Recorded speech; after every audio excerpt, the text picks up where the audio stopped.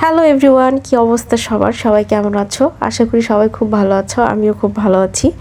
এটা আমার বিয়ের হলুদ কোটার ভিডিও। তো আজকে আমি তোমাদের সাথে শেয়ার করব আমার হলুদ কোটার ভিডিও। হলুদ কোটার এই নিয়মটা বিয়ের দিনও কেউ করতে পারে, আবার কেউ চাইলে বিয়ের আগের দিন, আবার কেউ চাইলে একটা ভালো দিন দেখে বিয়ের কিছুদিন আগেই করতে পারে। তো আমারটা হয়েছিল বিয়ের আগের দিন, কারণ আমার বিয়ে হয়েছিল লাস্ট ইয়ার জুলাইতে, আর তখন দেশের অবস্থা খুবই খারাপ ছিল। আমার হলুদের দিন রাতে কারফিউ দিয়ে দিয়েছিল সারা দেশে। তো এর জন্য আমার বিয়েটা মির্জাপুর গিয়ে হয়। তো আমার বিয়ের আগের দিনই হলুদ কোটাটা হয়ে যায়, নয়তো বিয়ের দিন করার কথা ছিল আমার হলুদ কোটা।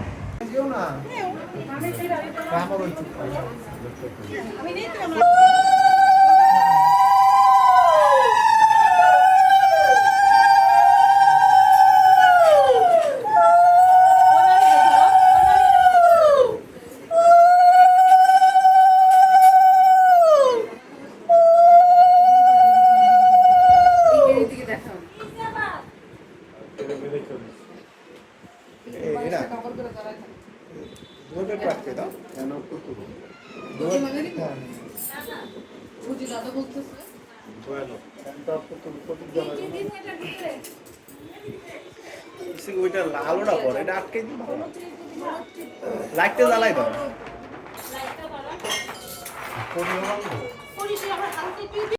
এই রিচুয়ালসে কয়েকজন আয়ো মিলে মেনলি হলুদটা কুটে, আর হলুদের সাথে কড়ি আর গিলা দিয়ে হলুদটা কোটানো হয়। আর এই হলুদটা দিয়েই বিয়ের স্নান করানো হবে, আর বিয়ের দিনও 7 বার গায়ে মাখতে হয়। হলুদ কোটা শেষ হয়ে যাওয়ার পর সবাই সবাইকে হলুদটা মাখায়, আর পান, চিনি, ক্ষীরা এগুলো দেয় সবাইকে। হলুদ কোটাতে ক্ষীর করতেই হয়, আর এই রিচুয়ালসের ক্ষীর ছাড়া হয়ই না। এটা আমাদের বাসায় হলুদ কোটা বলে, আবার অনেকের বাসায় এটাকে পানুখিলি বলে। হলুদ কোটা শেষ হয়ে গেলে সবাই বিয়ের গীত করে। আই থিঙ্ক এখনকার সবাই যে আমরা বলি সঙ্গীত অনুষ্ঠান, তো সেটাই আমার মনে হয় এই রিচুয়ালসের পার্ট।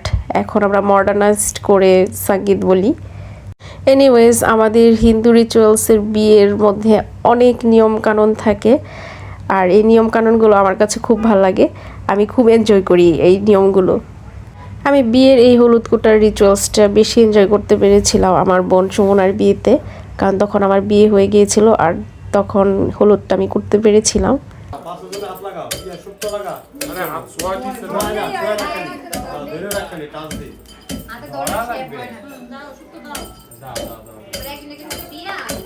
তুই বই একবার তুই ঘুরা ঘুরা দে না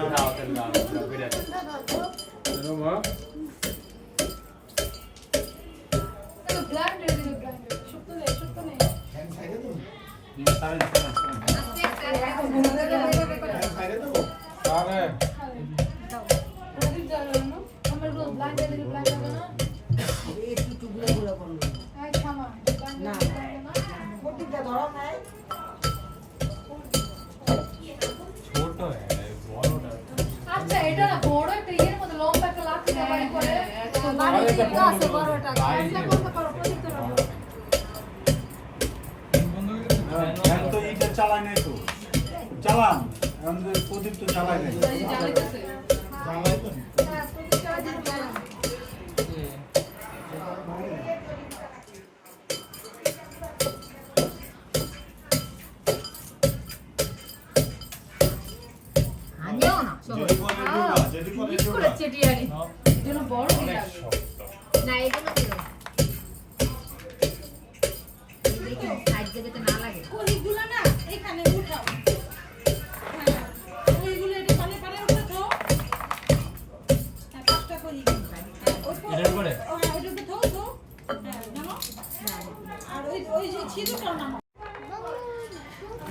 শান্তিটা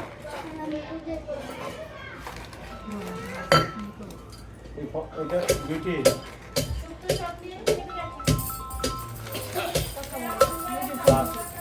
হলদে করতে আছে আমি কিনা রাখতে পারি না বলুন কিনা পারি খাও হ্যালো এই যে মাছ খাই হ্যাঁ বেটি তো কোন দিছে লাগো কেলেগা এই তো সবাই হলুদ কোটার পর সবাইকে পান, মিষ্টি, ক্ষীর এগুলো দিচ্ছিল। আমার তো এই বিয়ের নিয়মটাতে ক্ষীরটা খেতে এত ভালো লাগে, কারোর বিয়েতে গেলে এই নিয়মের সময় থাকলে আমি ক্ষীর খাওয়াটা মিস করি না। আমার কাছে ক্ষীর খেতে খুবই ভালো লাগে। সবার বিয়েতে গিয়ে ক্ষীরটা খেতে পারলেও আমার বিয়েতে হলুদ কোটার ক্ষীর আমি খেতে পারি নাই।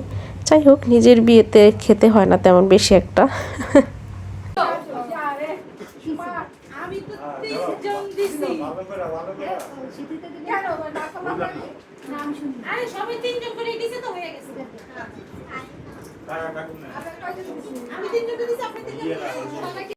এই তো হলুদ কোটার পর সন্ধ্যার দিকে বিয়ের পিঁড়িগুলো নিয়ে এসেছিল। আমাদের মধ্যে বিয়ের পিঁড়িগুলো কারোর বাসায় রেখে আসতে হয়, আর ওই বাসা থেকে পান মিষ্টি দিয়ে বিয়ের পিঁড়িগুলো আনতে হয়। তো মামি নিয়ে আসছিল, মামি আর দিদা মিলে গিয়ে। এই বিয়ের পিঁড়িগুলো সবাইকে নিয়ে গিয়ে আনতে হয়, বাজনাও থাকে সাথে, কিন্তু আমার বিয়েতে অ্যাকচুয়ালি এটা হয় নাই, কারণ দেশের অবস্থা খুবই খারাপ ছিল, বাজনা নিয়ে আসা পসিবল হয় নাই। আর এই বিয়ের পিঁড়িগুলো এনে সবাইকে একটু নাচতে হয়। মামি আর দিদাও নেচেছিল, কিন্তু আনফর্চুনেটলি আমার ফোন থেকে সেই ভিডিও ক্লিপটা ডিলিট হয়ে যায়। দুজনেই খুব সুন্দর করে নেচেছিল, যাই হোক এটা আমি শেয়ার করতে পারলাম না। আমরা ওই মসজিদের গাড়ি করছে ওইখানে অনুষ্ঠানটা। হ্যাঁ হ্যাঁ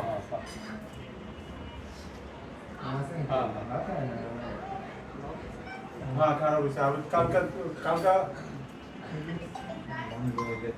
না না কালকা থাকি না, কালকে 10টার পরে দাঁড়াও একটু ছেড়ে গেলে এখন 2 দিন ছুটি ঘোষণা করছে।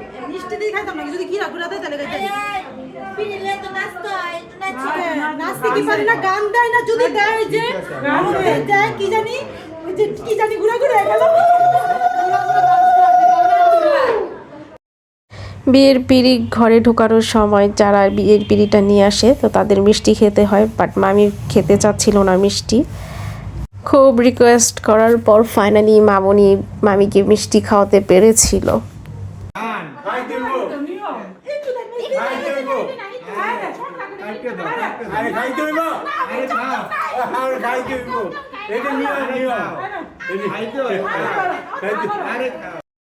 এই তো ছিল আমার বিয়ের হলুদ কোটা আর বিয়ের পিঁড়ি আনার ভিডিও।